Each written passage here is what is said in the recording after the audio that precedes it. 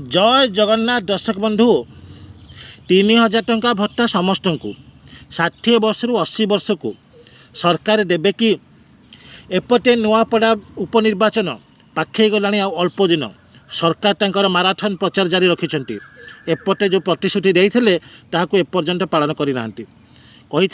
समस्त को आम 3000 टंका भत्ता देवु केवल 80 वर्ष ऊर्ध्व लोक मान 3500 टंका दे 60 वर्ष 80 लोक मान अवहेलित करिसेंती। कौन हम नुआपड़ा उपनिर्वाचन फलाफल लोक मैंने ताटिगले लोक मैंने गर्जन कर उठिले सारा राज्य में बर्तमान नुआपड़ार जो सहर में बर्तमान आंदोलन तेजिला कि सरकार प्रतिश्रुति पालन करना बीजेडी यार मुद्दा नहीं लोकों पाखे जा पहुँचला लोक मैंने कहले आमे को ठकीदेला बीजेपी सरकार धोखा देला बीजेपी सरकार जदि आमको भत्ता भोट पूर्व न दिए 3000 टंका ताहले आमे नवीन बाबू को भोट देबू। तेणु कौन रही यह भितर कौन रही बीजेपी सरकार प्रस्तुति कौन रही आईन मंत्री मंतव्य कौन रही माननीय मुख्यमंत्री मंतव्य से विषय जानापी वीडियो टी आरंभ शेष पर्यंत बिना स्किप कर देखूँ और चैनल को जदि नुआ कर चैनल टी निश्चित भाव में सब्सक्राइब कर दिंटू पाखरे थिबा बेल आइकन को दबाई दिंटू जहाँफल आगे को आसुवा समस्त वीडियो इनफॉरमेशन आपण मैंने पाइपर। चलतु आरंभ करवा आज वीडियो। दर्शक बंधु बीजेपी सरकार जितेबाला सरकार को आसते प्रथम थर पर 24 वर्ष सरकार को मूलोत्पाटन कर सरकार को आसिले बीजेपी सरकार एवं आसला पूर्वर माननीय यशस्वी प्रधानमंत्री श्रीजुक्त नरेंद्र मोदी बारंबार ओडिशा को आसिक लोक मान को लोभनीय प्रोजेक्ट मध्यम लोभनीय प्रोजेक्ट कौन ना प्रथम है सुभद्रा योजना सब महिला को 50,000 टंका देवे। द्वितीय बड़ प्रोजेक्ट थिला 3000 टंका आज्ञा 3000 टंका लोक मानकर माने आनंदर सीमा रहा ना लोक मैंने भाविले नवीन सरकार आमको 1000 टंका दौरान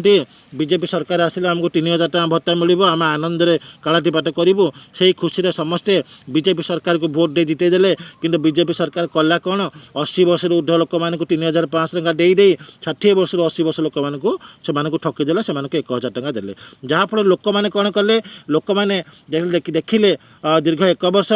12 मास माने 13 मास धरी जिते बड़े 1000 रु 3000 न कले लोक मैंने जालियाती काम आरंभ कले निज बयस को भोटर कार्ड रे परिवर्तन कर 60 रु 80 वर्ष कर से भत्ता आवेदन कले 80 वर्ष बयस हिसाब से नुआ भत्ता आवेदन कले जहाँफल सरकार देखिले कि अधिक आवेदन पत्र आसूची तेणु सरकार जिलापाल मान को कड़ा निर्देश देले से विरुद्ध कार्यानुष्ठान नि जाऊ एवं से भत्ता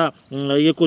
नाकच करा जाऊ एवं से भत्ता को काटी दिया जाऊ एवं चेक करा जाऊ कहीं निष्पत्ति ने सरकार जदि सरकार निज प्रतिश्रुति अनुसार समस्त को 3000 टंका भत्ता दे देते जो आपण मैंने जानते पूर्व सरकार नवीन सरकार समय समस्त को सामान भाव टंका दिया से 500 टंका बढ़ातु से 100 टंका बढ़ातु कि 200 टंका बढ़ातु समस्त सामान भाव टंका पाइबे। एभली पातरंतर नीति मैंने 5 जन लोक भोजी खाया डाके 2 जन लोक भोजी देकी आ 3 जन लोक कहे ना तुम भोजी सरीगला से मन बहुत दुख हम ना ठीक से भाव में जब समस्त को सामान भाव में दे था बर्तमान नुआपड़ा उपनिर्वाचन से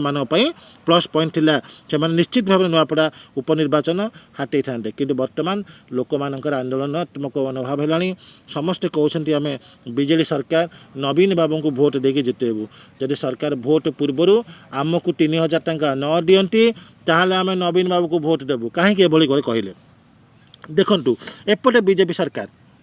जितेबाला बारंबार राज्य स्तर आंदोलन है राज्यस्तरीय आंदोलन है पंचायत स्तर आरंभ करिकी जिला स्तर पर्यंत समस्त वृद्ध बुद्धा विकलांग असहाय समस्त जाकि आंदोलन कले सेते बेले मान्यवर आईन मंत्री मान्यवर पूर्त विभाग मंत्री मान्यवर अबकारी विभाग मंत्री प्रथम थर पर कटक बुद्धिजीवी सम्मेलन कहले कि आम 80 वर्ष ऊर्ध्व लोक 3500 टंका देचु आउ जो 60 वर्ष अधिक लोक मैंने रहिले से आम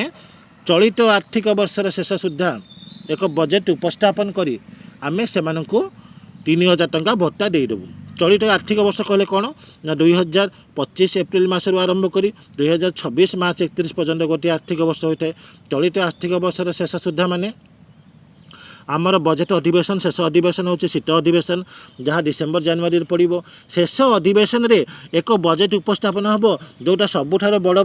बजेट हम कहीं ना 54 लाख भत्ता हिताधिकारी 4 लाख भत्ता हिताधिकारी है 80 वर्ष ऊर्ध्व से 3500 टଙ୍କା भत्ता पाँच केते लोक हम 3500 पाऊना हैरान करूँ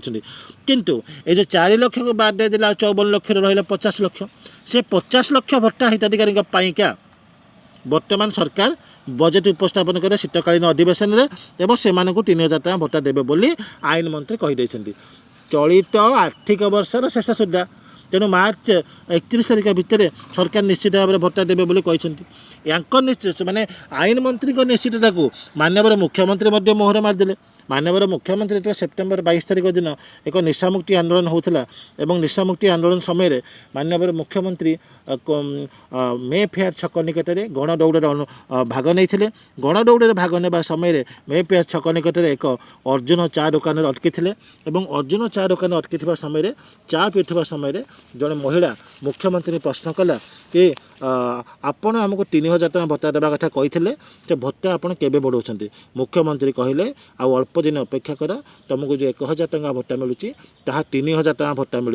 यह शुणी स्त्री लोकटी आनंदित होगा तेणु बर्तमान आईन मंत्री 3 थर कहीदे माननीय मुख्यमंत्री ताको मोहर मारिदे एपटे आसीगला नुआपड़ा उपनिर्वाचन तो नुआपड़ा उपनिर्वाचन को आखि आगे रखी बर्तमान लोकमानक मध्य आंदोलनात्मक भाव जागृत है कि जदि सरकार आमको ठकी दियंती जदि सरकार आमको 3000 टଙ୍କା भत्ता न दियंती ताहले आमे नवीन सरकार को भोट देबू यह लोकमानक भितर एक आंदोलनात्मक भाव जागृत है कि वर्तमान जो 60 ରୁ 80 वर्ष लोक मैंने अच्छा से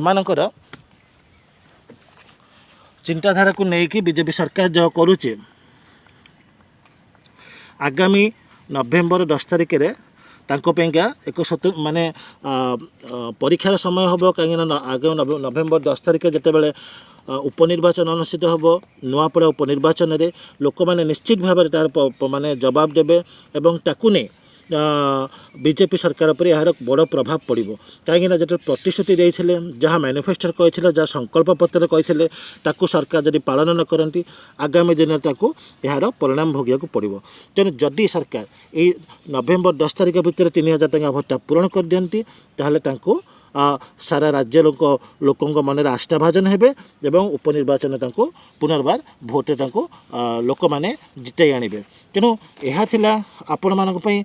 बड़ खबर कहीं आईन मंत्री 3 थर कही सारे आम 3000 टଙ୍କା भत्ता देदेबू माननीय मुख्यमंत्री ताहाकू मोहर मार सारे कि आम अल्प दिन 3000 टଙ୍କା भत्ता देबू तेणु सबू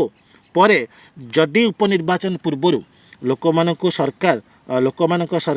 लोक कथा को अनुभव करी से तार भत्ता को बढ़ाई दियंती तापर निश्चित भाव में सरकार विजय लाभ करिवो कहीं लोकों जो आस्था भाजन करेंगे एवं पुनर्बार नुआपड़ा आसन अधिकार करेंगे आज भिडियो एतिकी रहुची जय जगन्नाथ।